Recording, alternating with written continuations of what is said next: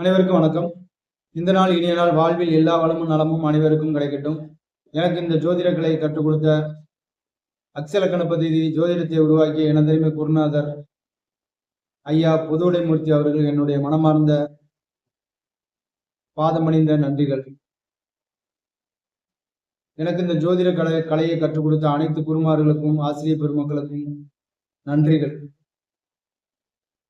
மற்றும் நம்மளுடைய அருள்மிகு சேனல்ல இன்னைக்கு நம்ம பார்க்க போறது கர்மானா என்ன, கர்மா எப்படி வேலை செய்யும், முன்ஜென்ம கர்மா அப்படின்னா எதை குறிக்குது அப்படின்னு நம்ம பார்க்கலாம். உதாரணத்துக்கு முன்ஜென்ம கர்மா அப்படிங்கிறது நம்ம தாய் வழி கர்மா அப்படின்னு ஒண்ணு இருக்கு, தந்தை வழி கர்மா இருக்கு.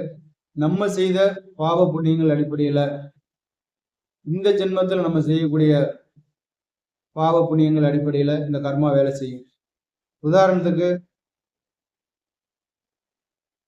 நம்ம ஜாதகத்துல அத்தனையுமே இருக்கும்,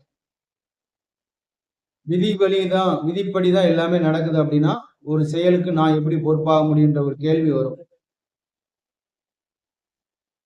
அப்ப நமக்கு ஒரு விஷயம் நல்லதாவே நடக்குது, சந்தோஷமானதாவே நடக்குது, எல்லா வழியும் லாபம் வருது, மகிழ்ச்சி கிடைக்குது அப்படின்னா நம்ம நல்ல கர்மாவோட பிறந்திருக்கும்னு அர்த்தம். இல்ல சார், எனக்கு கஷ்டம் இருக்கு, என்னை சுத்தி இருக்கும், எனக்கு கஷ்டத்தை கொடுக்குறாங்க, துன்பத்தை கொடுக்குறாங்க அப்படின்னா,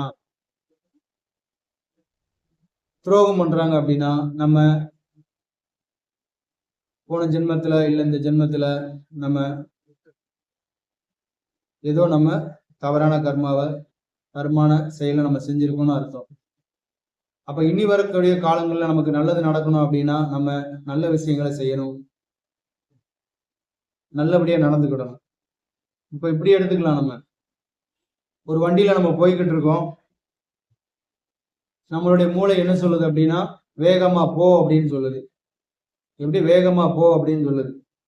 அப்போ உதாரணத்துக்கு ஒரு ரோடு இருக்கு, பெரிய ரோடு, அந்த ரோட்ல 100 கிலோமீட்டர் வேகத்துல போகலாம் அப்படின்னா போக முடியும். இது இப்ப நம்ம இந்த ஜென்மத்துல செஞ்ச ஒரு கர்மாவின் வினை. இல்ல ஒரு சின்ன ரோடு இருக்கு, சின்ன குறுகலான பாதை, அந்த பாதையிலேயே நான் 100ல போவேன் அப்படின்னா போன ஜென்மத்துல நம்ம ஒரு தவறான ஒரு செயலை செஞ்சிருக்கோம். அந்த பதிவானது நம்மளை அந்த இடத்துக்கு போக சொல்லி நம்மளை தவறா வழி நடத்துது. இந்த மாதிரிதான் நம்ம ஒரு தவறான வழி நடத்தல் நமக்கு வருது அப்படின்னா நம்ம போன ஜென்மத்துல செய்த செயல். நமக்கு ஒரு நல்ல செயலை செய்யறதுக்கான ஒரு அமைப்பு இருக்கு அப்படின்னா அது நம்ம போன ஜென்மத்துல செஞ்ச